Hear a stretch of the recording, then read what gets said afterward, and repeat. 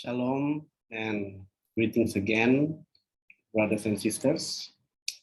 At this moment, in this video, I would like to share my third week on the class of studies in Daniel. So I would like to share with you about our third week instructions of what we should do as our homework. So I'll just share the screen that you can see what I am doing. Okay, so here's the learning hub, as I always share with you. This is the main website where we do all our learning process. We will just go to the class in this option.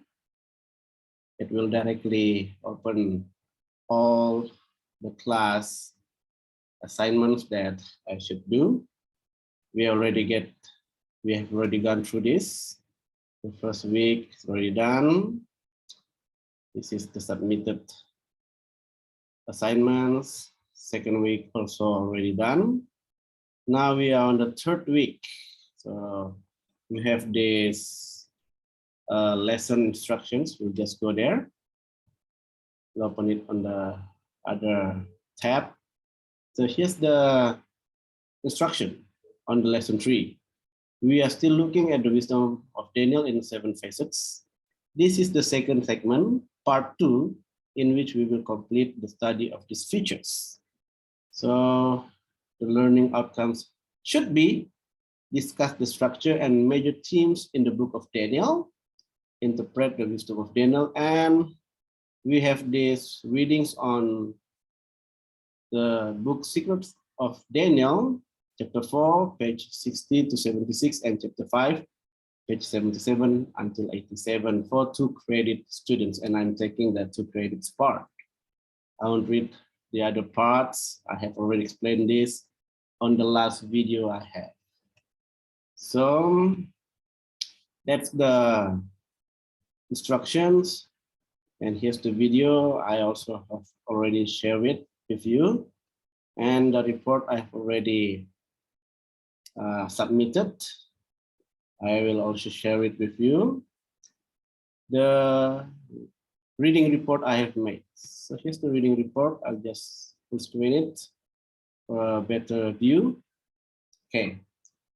So reading report third week on the book Secrets of Daniel, chapter 4, page 60 to 76, and chapter 5, page 77 until 87.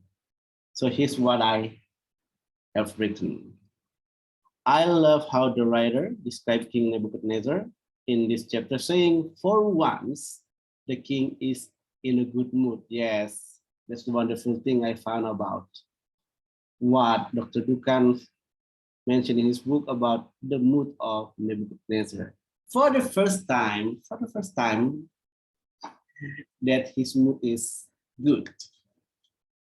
Now, you must be questioning why. Why was Nebuchadnezzar in his good mood? Why this attract me? Because I have been experiencing the same situation where I easily got angry this passing few days, and my wife complained. Yes, this passing week, I'm easily getting angry. I don't know why, but maybe the pressure of life and many other things made me like that. But after reading this book, especially the chapter 4, I was being reminded that we should always have a good mood. Even Nebuchadnezzar, a very furious king, he also have a good mood.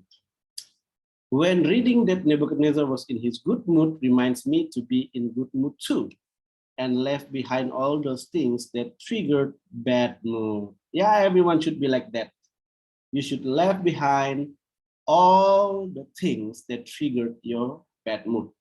From the reading, the reason why Nebuchadnezzar was in his good mood was simply because he had experienced God's grace and mercy to him personally, and that too should be the reason for me to have good mood too.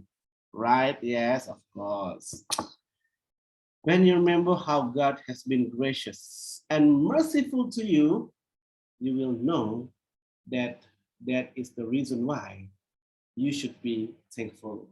And that is also the reason why I should be thankful also for God, gracious and mercy. And the second paragraph says, this reading report covers the explanation by Professor Dukan on Daniel chapter 4 and 5. When Daniel came into interpret the king's dream on his own initiative, at first the king said, for the spirit of holy gods is in Daniel, and then attributed the spirit to his gods by mentioning the name Belteshazzar. The writer gives an awesome quote saying the king's humility masked his pride. Yeah, many times our pride was masked by our humility, our humbleness. I remember that Jesus was never like that. He is the way he is. There's nothing that masks his genuine, his true character. He is as he is. He wears no mask. He wears nothing to cover his true character. And we should be like that too. How many times I have been like that also, mask my pride by humbling myself, and that is surely not Christ-like character. The emphasis to King Nebuchadnezzar from Daniel regarding the interpretation of the dream was it is the awareness of someone outside of self that forms the basis of respect for others. Yes, we need to be aware of someone outside, and that is God in heaven. And that also, by the grace of God, if we are aware of someone who is outside of us, will form the basis of respect, not only for God, but also for our fellow human. The beauty of chapter 4 is about God controls on Nebuchadnezzar's destiny, and nobody can change it. At the last part, Dukan gives a wonderful definition of salvation. It's a wonderful definition of salvation.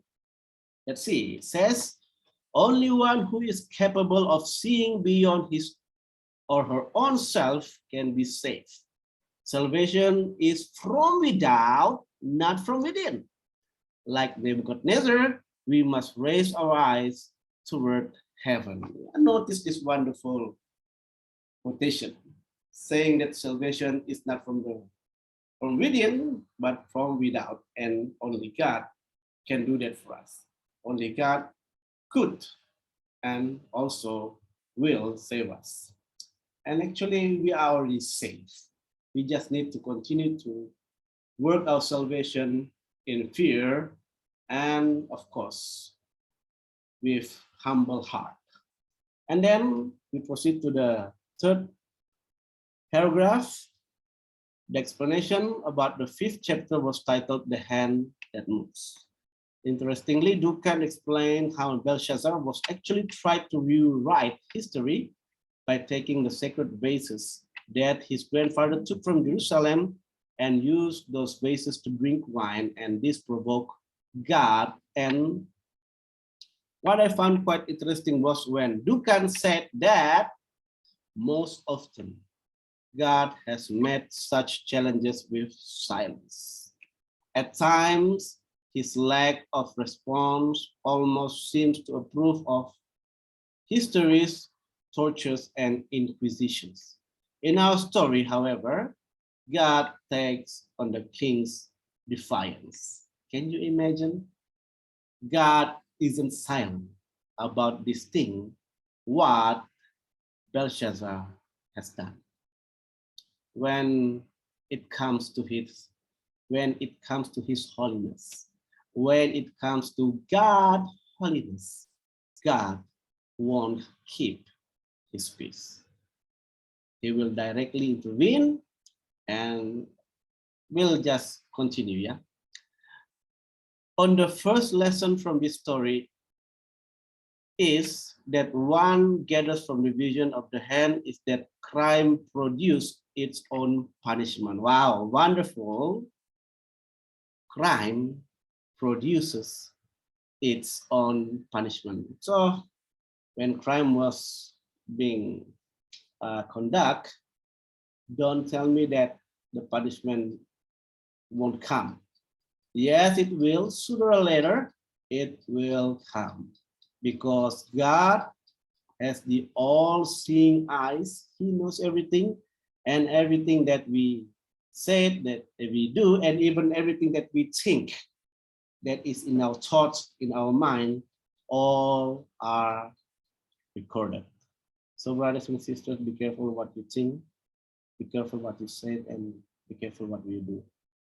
We know that our Father in heaven recorded everything that we do. Not to for those record to against us, but actually for our benefit one day. When we are there, we will see how we end up being in heaven and not in hell. We proceed. Regarding the inscription on the wall, Dukan said to give you an idea of what the astrologers were up against, here is the English equivalent of the text with no vowels and no separation between words. You see? NMBRD, NMBRD, WGD, NDD, VDD. Can you read? Can you even read that? I definitely cannot read it. You can imagine, we can understand the Chaldeans' failure. Yes, that's why at the end, in the midst of the story, I mean, they called for Daniel to interpret what the writing was saying. Only a revelation from its author would make it possible to read it, let alone to understand. In any case, even with the vowels, the words made no sense. Yeah, even you put the vowels there, it's still ununderstandable. I cannot imagine how confused they were back then. Let's go to the last paragraph. I would like to conclude this reading report by giving a personal application on the readings I just read. Never forget what you have known about God from your parents or grandparents. Yeah, never forget what you have known about God from your parents or your grandparents, or even those who have taught you, or your friends, or those who are elderly than you. Remember what they have taught you about God. Why? If you still remember and live out the truth about knowing God, you will remain prosperous and be prepared for heaven. But when you shall forget, then curse will be upon you, and eternal death will be your last result. As what has been happening to Belshazzar that night, when he has been revealed with the meaning of the writing on the wall, of the inscription on the wall. That night also, he was killed. And it is according to what Daniel had already interpreted from the inscription at the wall. It is because he failed to remember what happened to his grandfather, that is Nebuchadnezzar, how God has already humbled him by turning him and curse him to be an animal for 7 years. After that, he was being put back to his throne. Belshazzar knew that, obviously, and he knew that precisely, but yet he tried to change the history by thinking that he is more wiser, more and more better than his grandpa. And he ended up what? killed by, by the Persian, by the Median and the Persian at night. And God has punished him because of his lack of understanding, lack of remembrance, and moreover, because he defiled the sacredness, the holiness of God by using the holy vases to drink wine. Not only mere wine, but alcoholic and intoxicated wine. That's why God was furious. God showed that he is not to be played with. And we also should learn something from this reading, from this chapter, that we should not play with holy things. If it is holy, don't play with it. Why? Because God takes seriously things that he has already separated, things that he has already made holy. Don't play with that. If you don't want to be cursed, don't play with holy things. Keep it holy, the way it should be, and you will receive blessings, not curse. For the last statement from me, as a closing statement, I would like to say, stay blessed, stay healthy, and stay faithful. God bless you always.